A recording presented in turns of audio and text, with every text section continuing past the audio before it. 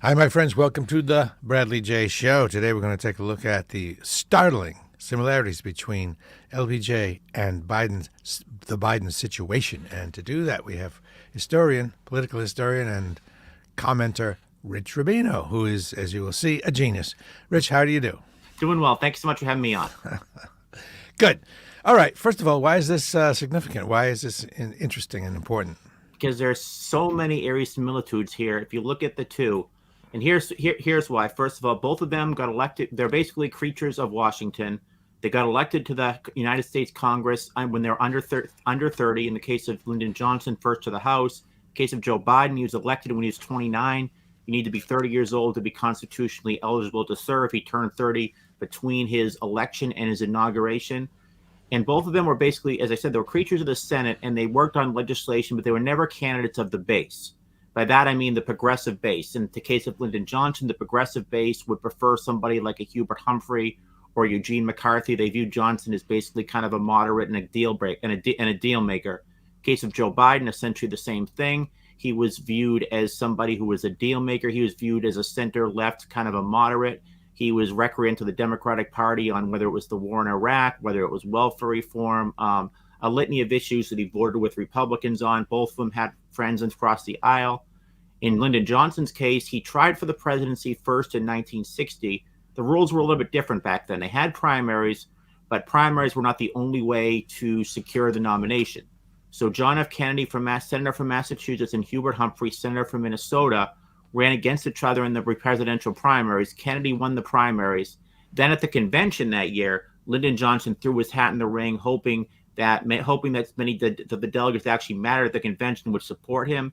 He lost about 2-1 to Kennedy, and then Johnson becomes Kennedy's vice president. In the case of Joe Biden, he tried to run for president in 1987, and there was a plagiarism scandal where it turned out that a fellow named John Sasso, who worked for the Mike Dukakis campaign, found that he had plagiarized parts of his speech from Neil Kinnock, who was the Labour Party leader at the time in Great Britain.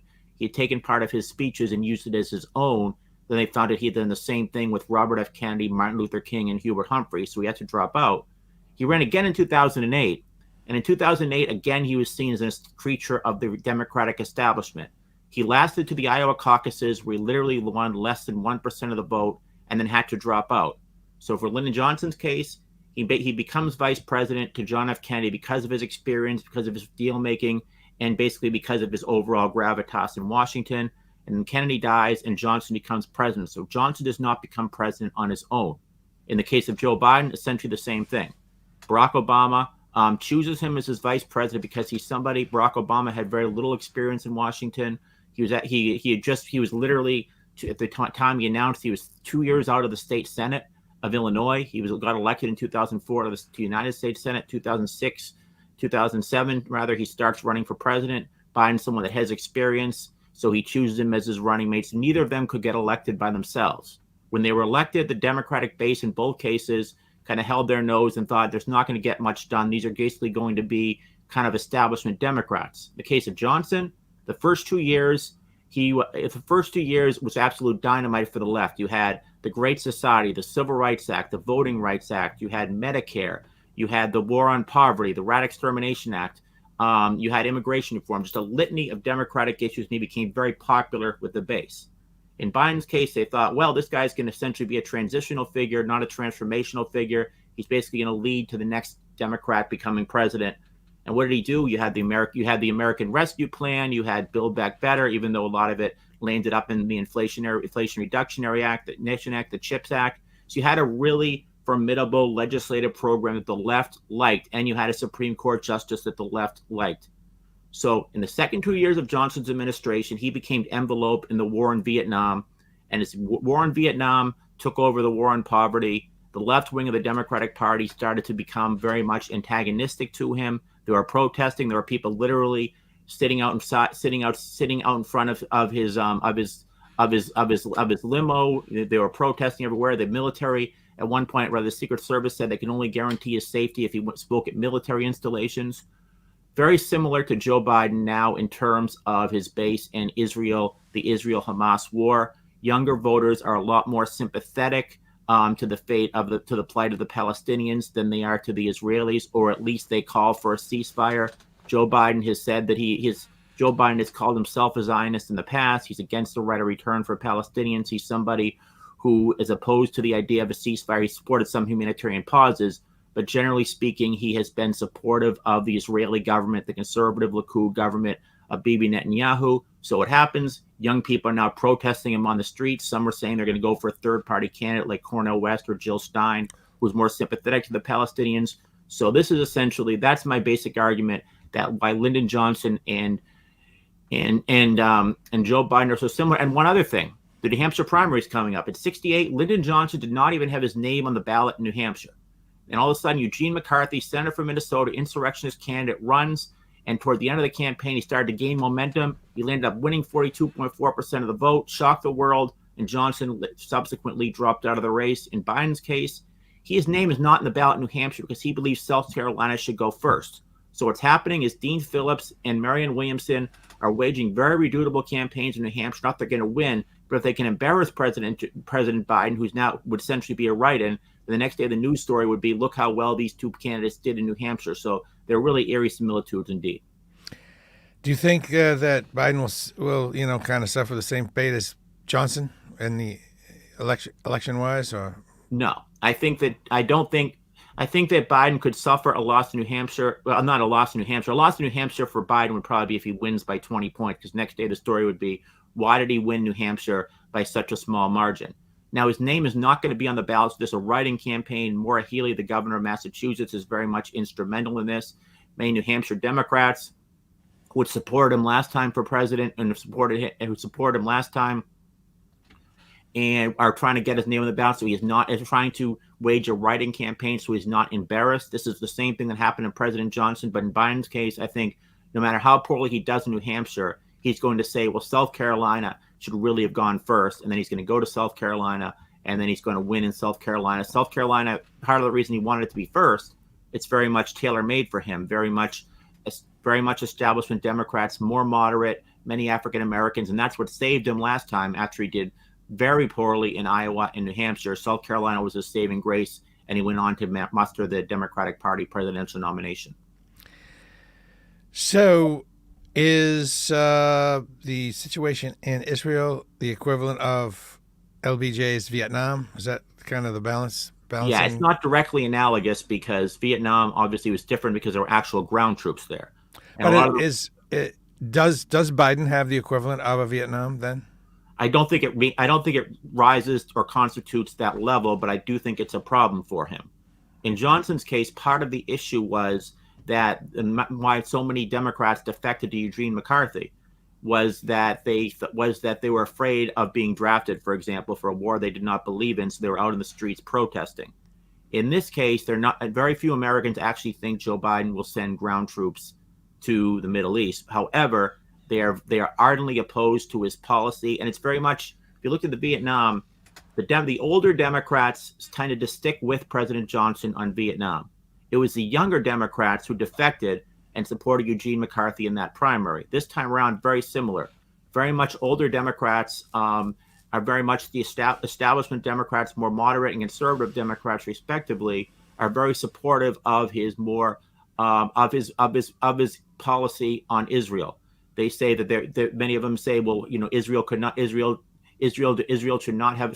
a ceasefire, for example, maybe humanitarian pauses, but there should not be. They need to finish the job. They need to finish the job against Hamas. Younger Democratic voters are very much saying that we need to have a ceasefire, and that's where kind of the divide is. Do I think Israel is as important to President Biden as Vietnam was to President Johnson? No. However, there are certainly in the general election, in specifically places like Michigan, for example. Michigan, very critical battleground state. Joe Biden barely won it last time around. Younger voters are essentially saying there are some younger voters that have an abandoned Biden movement. Many in the Arab American community, there's a huge Arab American community right around Dearborn, Michigan, for example. They're saying we need to abandon Joe Biden, either not vote or potentially vote for Cornel West or Jill Stein. That could be fatal for Joe Biden in the general election. Not that these people are going to go for Donald Trump, but that they're not going to cast a ballot for Joe Biden, who needs every solitary vote in the state of Michigan. So these folks will vote their conscience, and knowing that will put them in a situation as much as they dislike Biden, much worse than Biden, much more to their disliking than Biden. If the other party wins, they'll go ahead and cut off their nose to spite their face. This is their argument. And the people have raised that question to them. They said, why not go for Joe Biden and why not go for Joe Biden over Donald Trump, because you'd rather have Biden than Trump? They say, we believe that Joe Biden could have prevented what happened in Gaza. We believe there would not be civilian casualties if Joe Biden had called Bibi Netanyahu at the beginning and said you need to have an immediate ceasefire. He did not do that. Therefore, they say that every casualty essentially was enabled by Joe Biden. Therefore, in their conscience, they cannot support Joe Biden for president in 2024, which obviously has the inadvertent effect of benefiting Donald Trump. Right. So they're really punishing themselves by doing this. They want to punish. Their primary goal is to punish Joe Biden, and in doing so, they punish themselves. Again, letting the tail wag the dog and the cut off the nose to spite the face, etc. There's precedent for this in 1968. So in 1968, the Democrats nominate Hubert Humphrey, who was Lyndon Johnson's vice president, who had been a supporter of the war in Vietnam up until September 30th. He gave a speech in Salt Lake City, Utah, saying he would accept a bombing halt, unilateral bombing halt, as acceptable risk for peace. But before that, Hubert Humphrey is a nominee, and everywhere that he would go, you had the same effect, essentially. Young voters were saying, we will not under any circumstance vote for Hubert Humphrey. As it got closer to the November election, and Humphrey liberalized his stance a little bit, many of them came back to the reservation.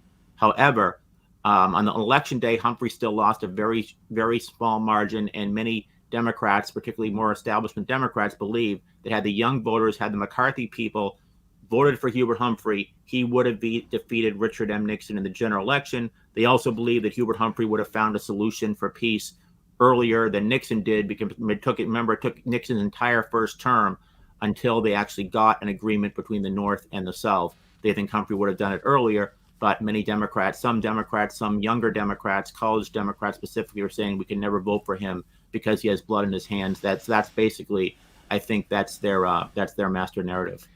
Any chance that an actual candidate other than Cornel West or Jill Stein, neither of those have any chance to win, correct? Barring a cataclysm, yes. So any chance any other candidate will step forward?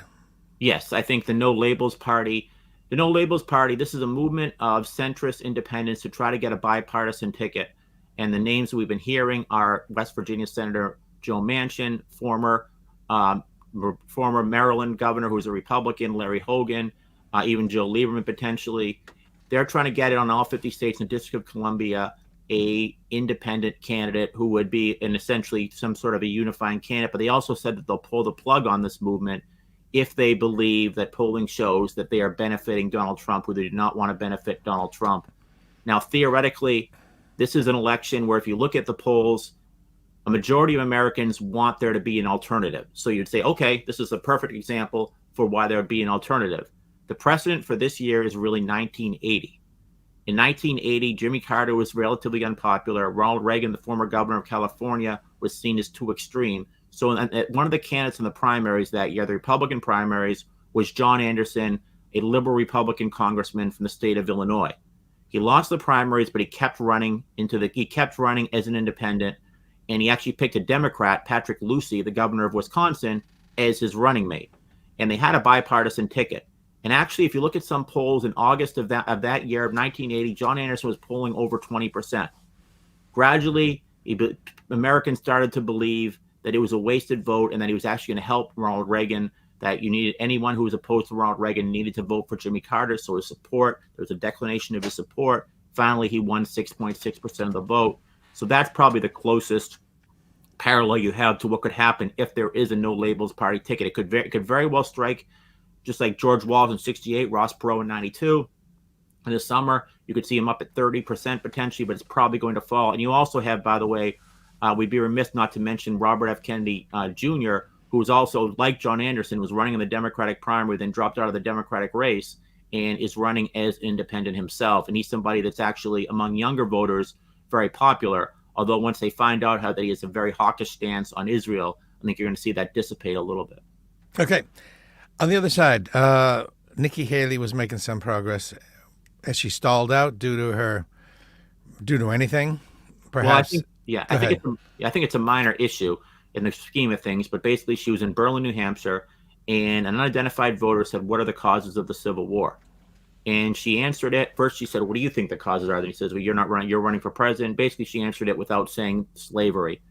And yeah, I don't see why that would hurt her in the primary, in the Republican primary. That would hurt her in the general, maybe. And you can tell she was in that situation. You always get in that situation where you're cornered in a primary, because Nikki Haley was potentially looking at the general election. You always need to. It's like Richard Nixon said: if you're a Republican, you run to the right in the primary, and then you run to the center in the general election. The problem is in the primary, when you're running to the right and you're on tape saying something that's very conservative, once you get to the general election, assuming Nikki Haley, I don't think it's necessary. Right. So she just had to say nothing and mumble a little. Which would be very hard for her to say nothing, because it's a very direct question. But she did say nothing. She went, well, I think it was the government. Yeah. If she had simply said, well, I think it was slavery, and then moved on, no one would have followed it the next day. If she just said, okay, it's slavery, and then gone to the next question. But the fact that she appeared to be pandering, this potentially could hurt her among some maybe. But that would have hurt her in her home state, right? In South Carolina, I think it's a non-question in South Carolina right now. I think South Carolina, the last poll I saw, she's down by over 20 points in her home state. Yeah. And that's really her problem. So theoretically, she's probably not going to win in Iowa. Let's say she does what John McCain did in 2000 and shocks the world and wins New Hampshire. Then you come down to her home state, and she should be winning her home state big. When Tom Harkin was in the Iowa caucuses, he won over 80% of the vote, for example, in the Iowa caucuses without barely even campaigning in 92, because that was his home state. Nikki Haley is not winning her home state. The incumbent governor and pretty much every constitutional officer, they're all Republicans, are supporting Donald Trump. Only Congressman Ralph Norman, Republican himself, is the only congressman in the entire delegation who's supporting her. For example, she has a lot of problems in her home state, and it's very hard, I think, to see a scenario, even if she does very well in New Hampshire, potentially even wins in New Hampshire, that these voters who already believe that Donald Trump is better than somebody that they know, somebody that they know best, who was their former governor, who served a term and a half as their governor, are going to somehow revert back to Nikki Haley. Yeah, why don't they like her? It's not that they don't like her. It's the same scenario with Ron DeSantis in Florida. It's that they like Donald Trump better. They're very loyal to Donald Trump. And South Carolina went overwhelmingly for Donald Trump last time around. Donald Trump won the state of Florida last time around. And Donald Trump is basically almost a demigod within some segments of the conservative movement in the Republican Party. If Donald Trump were not on the ballot, would they vote for Nikki Haley? Yes. In Florida, if Donald Trump were not on the ballot, would they vote for Ron DeSantis? Yes. It's not that they're saying that they don't like their leadership, that they didn't like them as governor. Many of them supported or would have supported either of them as governor. Is that they're saying we would rather have Donald Trump as president. But if you look at history, when candidates lose their own state, usually they're done. Jerry Brown in 1992, for example, Bill Clinton beat Jerry Brown in California, and Jerry Brown was done after that. Marco Rubio in 2016, Donald Trump upended Marco Rubio in his home state. He was done after that. In 2020, Elizabeth Warren came in third place in Massachusetts. Joe Biden won Massachusetts without spending an hour or a day of his time campaigning in Massachusetts. Elizabeth Warren was done. It's very hard to see a scenario where Nikki Haley does not win South Carolina and is able to then move on. Does Donald Trump have a better chance of, let me rephrase it, let me put it the other way. Does another candidate, say Haley, have a better chance of beating Biden than Trump? Right now, based on what you'd see in the polls, the answer would be yes. Although I will say you're hearing an outlier poll that shows she's 17 points up, which she is basically using to say that she would win by 17 points. That's probably an aberration poll. Most polls show that she's probably going to win by about 3 to 5 to 6 points. Donald Trump's right around the same scenario, a little bit less for Ron DeSantis. So I wouldn't go by the 17 points. I think here's the argument for why she would be a better candidate. Potentially, she would be palatable to moderate voters, to voters who don't like Joe Biden, but potentially would under no circumstance vote for Donald Trump. They would be more likely to vote for her. The other side of that, though, is there are many mega supporters, many white blue-collar workers, for example, who are not necessarily Republicans. They're more Donald Trump-type Republicans, when they see somebody who's seen as more of an establishment Republican, they might decide to, for example, maybe go to RFK Jr., for example, or just not to vote whatsoever. And also her hawkish foreign policy is very much out of the mainstream right now with the conservative movement. So I can see some conservatives in that respect saying, we will not go for Nikki Haley. And on the other side, would someone like Manchin have a better shot at beating Trump? If Manchin were the Democratic nominee? Yeah. If he were no, I don't think so, because I think that because of his position, because of his conservative position, specifically on his opposition to Metro the Build Back Better the platform, for example, right, for his support for his opposition to abortion rights, if he were the nominee, that would be a litmus test issue.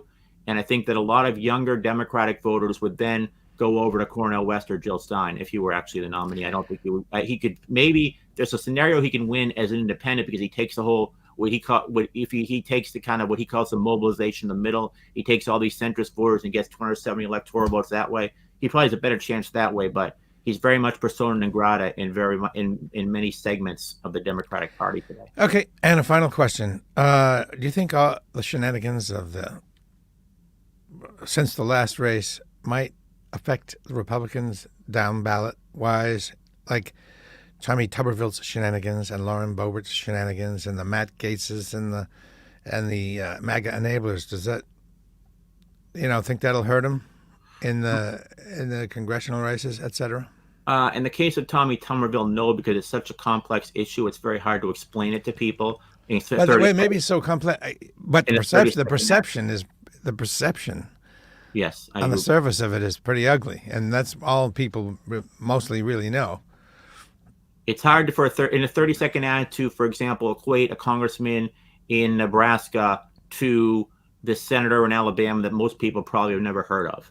He'd be very hard to do. Now, Lori Bobart's a different story, though, because Lori Bobart is. She only won by a hair in the last. And now she's moved to a district that's more palatable to her conservatism, Ken Buck's old district. In the case, and you're right, she was the closest election, and it's a weird district because it goes, on the one hand, you have Grand Junction, very much conservative parts of Colorado. This is the district she currently represents. Very rural parts of Colorado. Mining's very big. But you also have Aspen. And Aspen's not known as a conservative citadel. So there's a lot of money specifically in Aspen. The working people were working against her in that campaign, and she knew that, so she's moving. But her name, she does have high name recognition. And Marjorie Taylor Greene does as well. And I think even former Congressman Santos does as well. So I could see one of those three potentially appearing in a political advertisement. Somebody might say, when it comes, for example, the speakership, voting for Mike Johnson, the Democrats are going to do everything they possibly can, or it would be political malpractice, to excoriate Mike Johnson, to say that he's part of the extreme fringe. So you might see a scenario where a congressman like Don Bacon from Nebraska or Mike Lawler from New York, I'm talking about some of the most moderate Republicans, are going to be up there and they're going to say, he voted for Speaker of the House for this man, Mike Johnson. And who else voted for this person? Right. Marjorie Taylor Greene, Lori Bobart, Matt Gaetz. These are people who do have name recognition, and I think that potentially, you could see those names. And I think the Republicans are going to make it to the point. I mean, the Democrats rather are going to do what the Democrats rather did to Newt Gingrich in 1994. Every candidate was running against Newt Gingrich because it was always Newt and this person, Newt and this person. This time it's going to be probably Donald Trump in some of these moderate districts. It's going to be Mike Johnson, and then it's going to be Marjorie Taylor Greene, Lori Bobart, Matt Gaetz, and say that this person is essentially a carbon copy of that person, or they're an enabler, if you will. Thank you very much. I appreciate it. Rich Rubino, tell me about your book. Show us your book. Christmas is over, but still, it's a cool book. Show us the Political Trivia on Steroids book. Latest book, The Great American Political Trivia Challenge, Political Trivia on Steroids by Rich Rubino. Give me a trivia question. Make it super hard. I'm not going to get it, but I'll remember the answer. Go ahead. Super. I know I'm not going to get it, people. I know it. I get it, but I will remember the answer. Okay. Let's see that. See, that's the point there. Right there is to learn. So that you will learn. Yes. Here's one. Dick Cheney at one point, so Dick Cheney, when he first was coming to Congress, he was working in bipartisanly. So he worked for a Republican congressman. He was planning on working for a Democratic senator as well. He was not necessarily a Republican or a Democrat. He actually has the same birthday as Franklin Roosevelt, January 31st. His parents were very much big Democrats. So he was going to work for a Democratic senator. However, Donald Rumsfeld, a congressman from Illinois, soon saw him, took him under his wing, and eventually they moved up together, the Ford administration, then later the Bush administration. But which Democratic senator was Dick Cheney slated to work for? So not in Montana. I mean, no. Well, he's from Wyoming, but no. I mean Wyoming. Yeah. No. I'll say Ted Kennedy. You got it. You got it. Wow, that was impressive. Yep, I like if I set the bar low, and it's always good. But imagine that scenario, though. Imagine how different history would have been. It's just like, for example, Hillary Clinton was the head of the Young Republicans at Wellesley College as a freshman, and actually it worked for Mel Laird, who was the head of the Republican conference in Washington, and Gerald Ford at the time was the minority leader, and she was working for the Republican conference. Gradually, she left the party, worked for Eugene McCarthy in 1968, but she was very much a Goldwater girl, actually. And in 1964, when Newt Gingrich, for example, was supporting the liberal Republican Nelson Rockefeller for president, she was out there supporting the most conservative candidate, probably of his century, Arizona Senator Barry Goldwater, and she was a Goldwater girl at that time. So political allegiances certainly can change. Even Donald Trump was giving money to Chuck Schumer at one point. So, all right, here's a question. This is it's more of a musical question, but it's got a political angle. There was a DJ who became a producer and had a platinum-selling record, and his biggest hit was, since you say Rockefeller, you mentioned the word Rockefeller, his biggest hit was Rockefeller Skank. Oh. Who was that artist? And here's a hint. I was on the album. You were I made an appearance on the multi-platinum selling album, which is weird but true. Who? Fatboy Slim. Really? From the album You've Come a Long Way, Baby, had Rockefeller Skank, and it was a massive hit.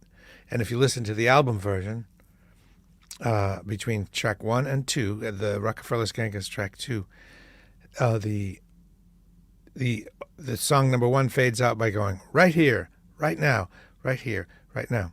And then the intro to the Rockefeller Skank on the album version is from an interview I did with Fatboy Slim, and where a caller called and kind of requested the song and said, can I hear that song by Fatboy Slim? And I said, which song? And he goes, the one that goes, right about now, the funk soul. Oh, yeah. Check it out now. And that kid's intro was the intro to the song on the album. And he even left the WBCN call letters in that. So on that record, it says WBCN. Wow. And I'm saying it. So, if you want to check that out, you can't listen to the single version. You have to listen to the album version. Or maybe it's considered the end of the first song. But there's a little bit of music trivia tied in there. The best, I'll end with this about Rockefeller. Okay. 1976. That was a great story. Rockefeller is not on the ticket. Ford dumps him, puts Bob Dole on the ticket. Nelson Rockefeller is in Binghamton, New York, and he had been governor during the Attica prison riot. Attica. Yes. That's probably what the guy was yelling. So he starts heckling Rockefeller in Binghamton, New York. So what does Rockefeller do? He gives him the middle finger in front of everybody, and Bob Dole's standing right behind him. And a reporter asked Senator Dole, why didn't you give the middle finger as well? He said, well, my arm doesn't go up that high. That's what had happened to him. You've been dying to tell that story for a while. Oh, well, you totally in the aggregate gave me the impetus to do it. And for that, I gave you a big window. Yeah, I gave you the window that you had to take action. Okay, Rich Rubino, thank you as always. Let me know when there's another fun topic, and all the best to you. Rich is going big time now. He's on a bunch of national things, and I only see continued success for you, Rich. Thanks. Thank you so much, Bradley. Really appreciate it. Okay, bye-bye, and we'll end the stream, but don't go away.